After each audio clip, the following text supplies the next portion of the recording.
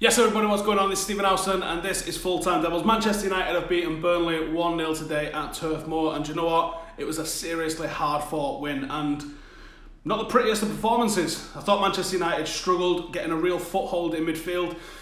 Really, that's what that midfield three is there and exists to sort of provide. I think we definitely need someone who can be more of a number 8. I like Jesse Lingard and obviously what he offers attacking, but I think you need someone with a bit more weight about them. Thought what Burnley did really well today was that they was putting long balls as they look at it, like the right hand side of the defence towards Phil Jones, essentially. They was putting balls in there towards Phil Jones, and that was forcing Nemanja Matic to sort of really move his position a lot deeper than he would want to be, and also a lot further to the right hand, well, our left hand side as you look at it, than we really want it to be. And I think because that was pushing Matic backwards, I felt like the rest of the midfield didn't really manage to get a foothold in the game. And because we didn't manage to get a foothold in the game, I really think that stifled our passing. Matic being a bit further up the pitch is going to help Pogba. And if Jesse Lingard had the ability to be someone a bit more of a workhorse on that right hand side in terms of the graft that was needed, I think he was a bit too small. Actually, I'm going to apologise to Statman Dave because what he saw in the preview, I didn't think Burnley would play that sort of long ball. Dave definitely saw it, so hats off to Dave. He clocked that.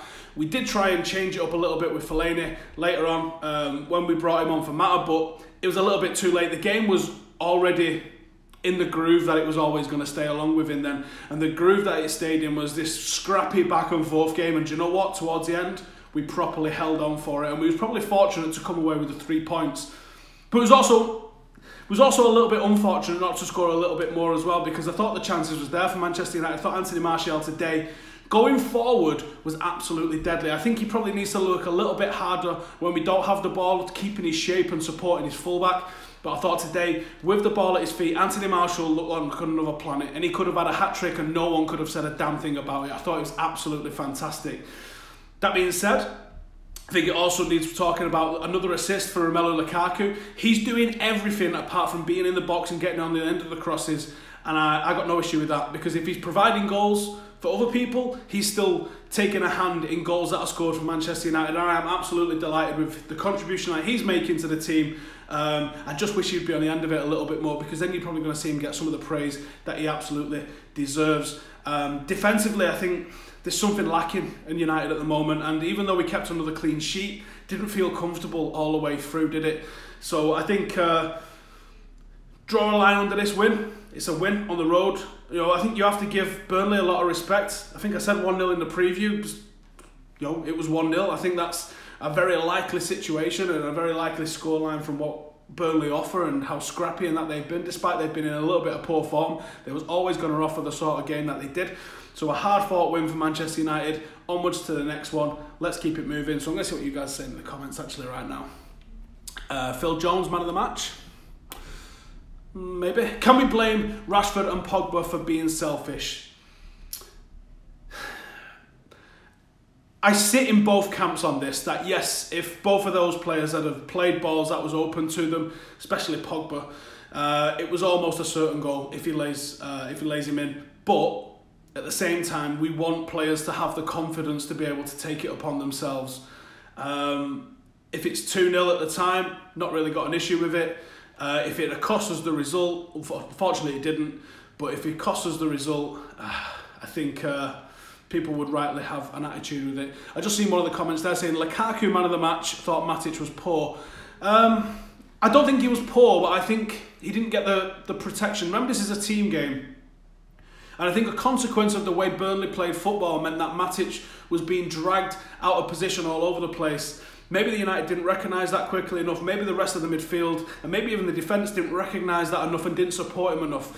Lukaku should have had 2 goals. Ashwin says no real man of the match today. We need to change our pressing style. Our pressing is poor. You can't really press a Burnley team that's looking to play long balls anyway, because they're not really going to play that sort of game with you. They're always going to bang it over the top. So it bypasses that midfield. I think what you've got to do with a team like Burnley is you've got to be very strong in midfield.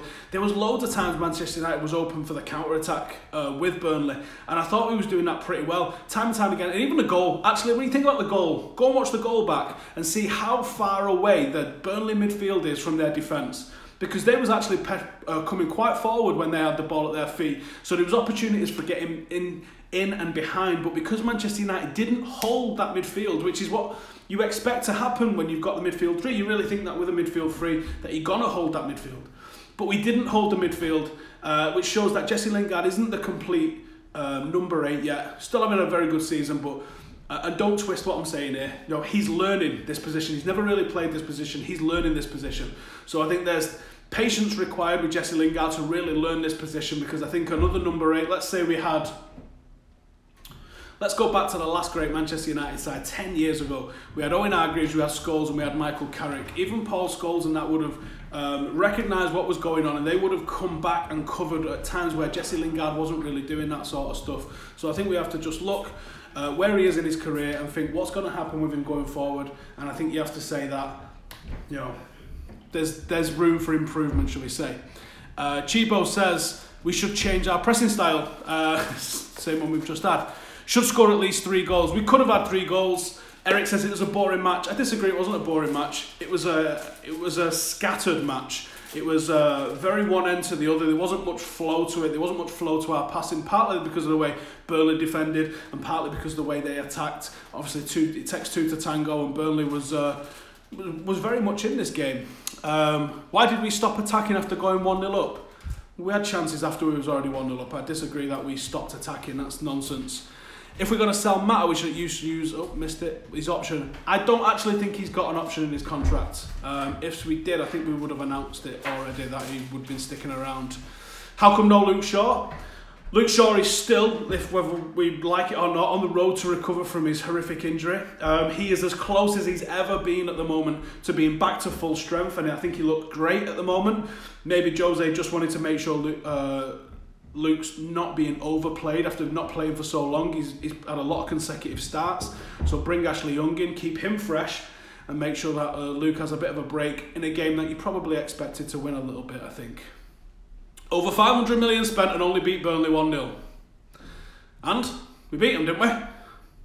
What's your point? A win is a win, says Kareem. There you go. Thoughts on Young at left back? I think there's better in the squad, and I think that is Luke Shaw. Please start winning with a little bit of swagger. I think you've got to remember, mate, where United have come from recently. Last season we finished 6th. It's about getting those results. Now, yes, we're probably not going to be winning the title this season. I think that's very unlikely. But Manchester United are starting to improve the results. That's the bottom line of it, so I think so. Marshall's finish was superb. Yeah, very much like his one against Stoke last week. He put it almost perfect, didn't he? Where do I think Sanchez will play? Right wing or left wing? And someone in the comments said the midfield 3 doesn't work. It does. And someone else saying retire the grey kit. Yeah, I'm not a fan of that grey kit. Our performances haven't been great in it either, have they? So left wing or right wing for Alexis Sanchez, who I think is going to be announced tomorrow as completely official. I think he's having his medical today or tonight. I would like to see him on the right.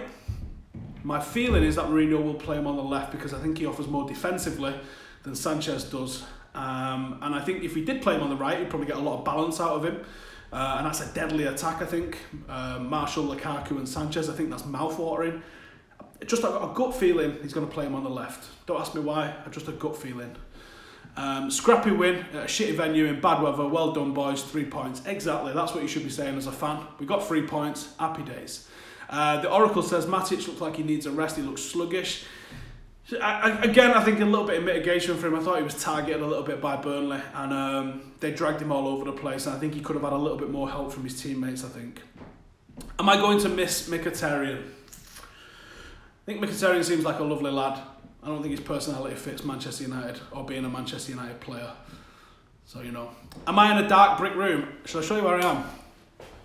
Spin it round for you. Do you recognise that face?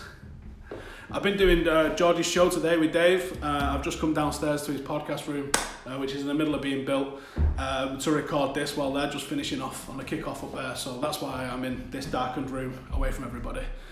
Lukaku is becoming an assist king. See, that's the side of his game that we never really thought he had, is it? But I think that's why he's proving to be such an asset for Manchester United, is because his movement is dragging defenders all over the place, and when he moves, he leaves space for somebody else, and that's why everybody else is scoring goals for United at this time. How can people slag off a win? Are these fans daft? We grinded a result. And do you know what? I'm going to leave it on there. So thank you guys for joining us. Go and check out the absolute fire that I uploaded, if I say so myself, on my channel. The reasons why Alexis Sanchez signed from Manchester United over Manchester City. Go check it out. Stephen Howson FC on YouTube. Just search that. Why he signed for United over City. I think you probably agree with what I'm saying looking at the comments for it for now. Adam's going to be with you very soon with all the uploads from Turf Moor. So thank you guys for watching. We'll see you in the next one. Laters.